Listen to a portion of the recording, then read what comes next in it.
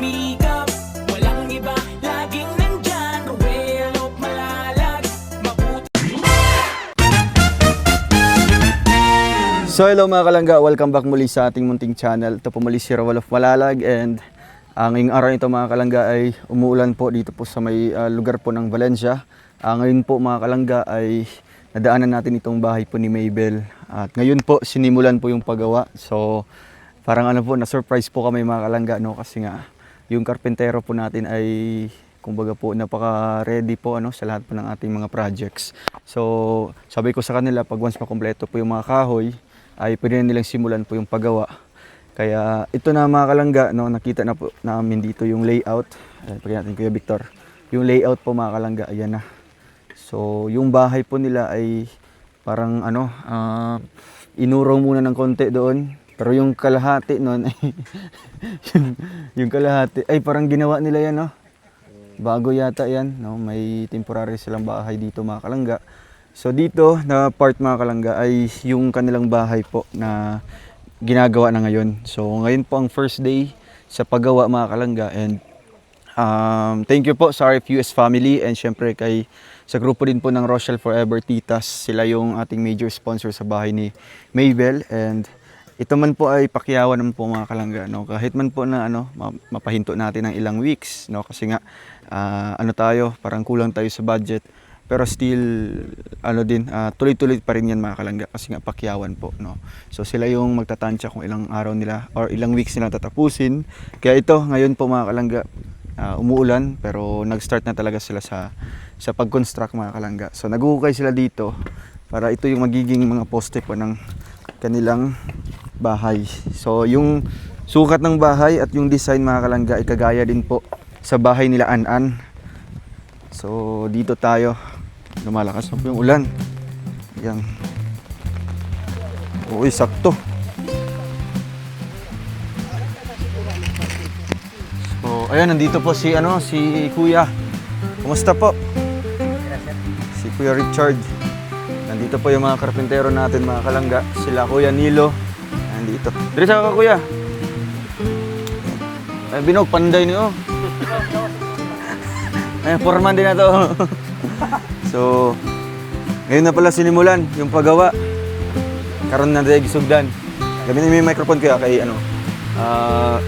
siyempre si Kuya Nilo pa rin po yung kinuha natin mga kalangga, no? Kasi may ano na siya, may idea na siya kung ano yung mga prefer natin na design or yung sukat mga kalangga, no? Kuya Nilo, yung gagawin nating bahay ay para kagaya kinaan-an. O kagaya na lang anan. Yung sukat po parehas lang. Parehas ang sukat. Tapos yung design. O design din. na parehas. Okay. Pero ang pinagkaiba doon Kuya ay yung CR doon na sa likod, ha? O sa likod ng CR. Para malaki yung space sa loob. O. Tapos ang ano dito Kuya, ang sukat po ng ng kwarto, anong mga sukat ng kwarto? Kwarto, Oh. 6 by 9. Parehas lang. Ito nga lang. Sir. So kanina part dire, mo ni siyang 12 by 18, tungaon siya, 9 siya. 9 by 6 ang isa ka kwarto. So bali dalawa mga kalangga, no. O. So kanina mo ni yung sala na, Salan siya. open space mga kalangga. So same style lang talaga, no, kinaan-an. So pinagkaiba lang talaga ay yung CR ay doon na natin nilagay sa pinakadulo. Di ba alanganin diyan sa Hindi siya, pampang? basta lalom lang pundasyon, sir. Sa lalom lang siya, no. Oo, lalom pundasyon. Palalo man naman. Okay.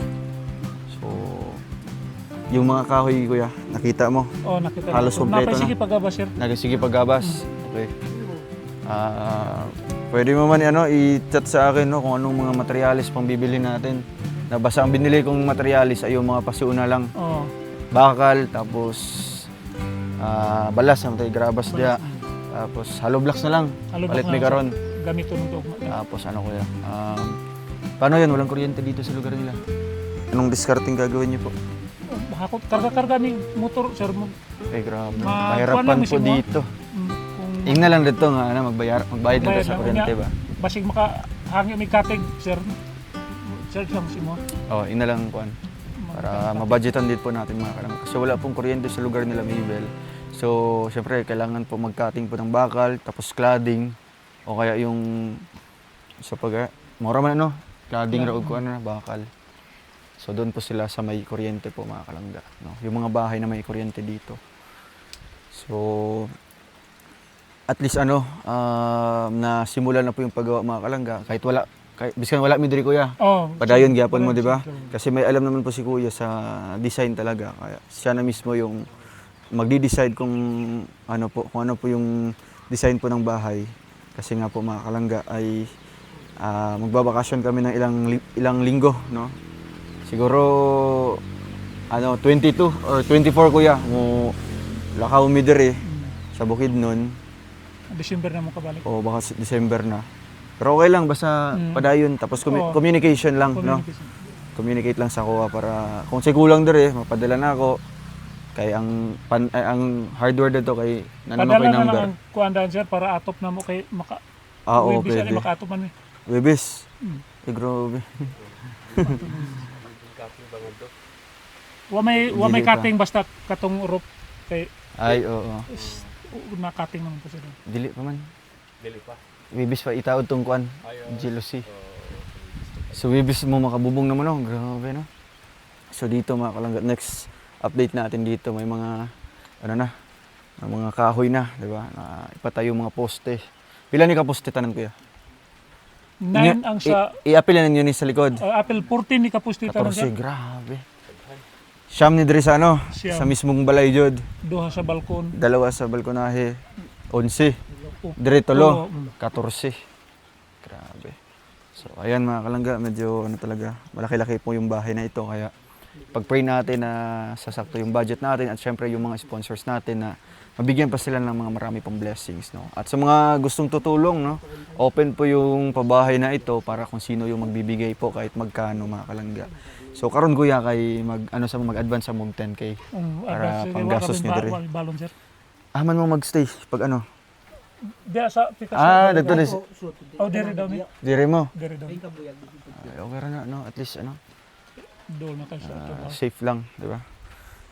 Sige, magkuha sa ko dito kuya. Mga lansang okay pa man ano. Okay ra na sir. Okay. Sige sir. So ayan mga kalangga. Kani kuya, amo pa nagamit ang 5. Oh, imong gigamit. Amo lang nagdagdagan daron para Gigamit ko ba siya file sir? Sabay na lang sa hollow block. Sa hollow blocks pod. Ito ba siya file? Pila kay hollow blocks gani? 140. 140 tanan no. Apil na ba na sa likod? Wala pa.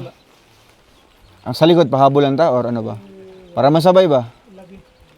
Kung kaya ni mo ma-estimate karon kuya. Yan kuha man tayo ng pambayad mga kalangga. So ito yung mga kahoy. Grabe oh. Gaganda ng mga kahoy nila kuya.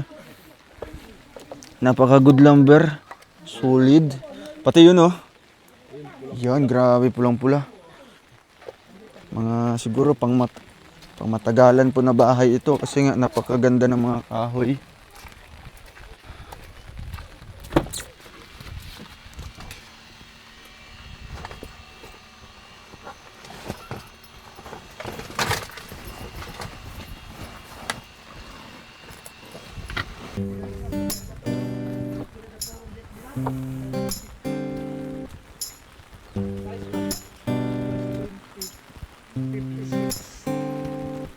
$140, 56. 196. Idusintos na lang na to. Oh, this is Sintos. Ito kaya. salam sir. Oh.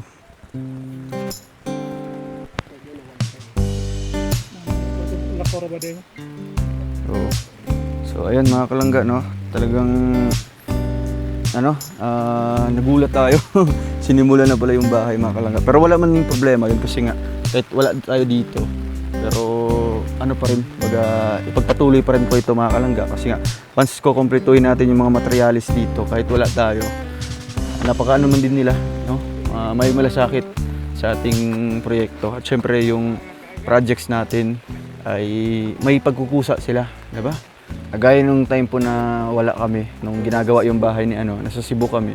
Pagbalik namin ay talagang patapos na mga kalangga. Diba? Akalain nyo, wala pa silang wala pa akong pinapadalang sahod sa kanila kasi nga isahan lang po yung pagbigay. Pero ito, pupunta tayo ng December kaya malakas na. Uy, kusog pa na dere. Salud ta, salud. Saging ini ra bang dati siguro.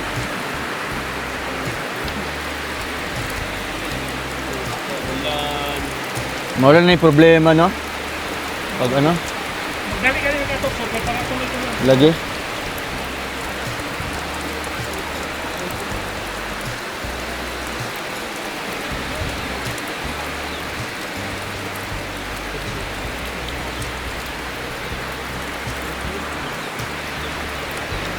Siblo yan.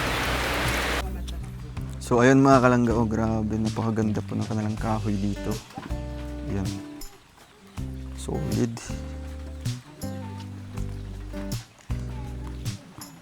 So ito yung mga poste po, no? 14 pieces po ito lahat. Yung mga poste nila. Yan na po yung kabuuan talaga ng bahay. At ito yung mga para sa ano po, sa kanilang bubong, kakabit ng parang bubong. And may mga iba po, mga tabla. Yung mga tabla para sa sanipa. So ayan mga kalangga, grabe. Abangan nyo yung ano nito. Kumbaga series of updates sa bahay nila Maybel. Kaya ito po kalalaki yung mga poste nila. 4x4. Sa likod. Wow. Ayos. So, narito po si Kuya. Ayan. Kuya, ano po masabi niyo po? Talagang sinimulan na pala yung bahay niyo dito. Ini pasalamat gid ko sir nga gitabangan ko aning balay namo sir. Excited na mo pag once matapos po ito. Oo sir.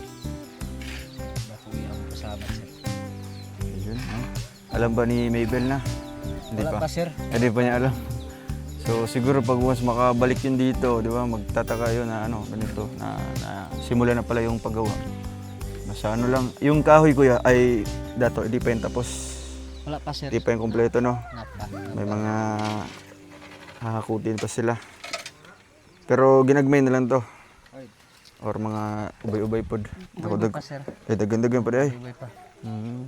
Kay daghan. Basta yun lang ha, pag once matapos pod lang mahakot yun, tsaka ko sila babayaran sa ano, kulang, Oo. no?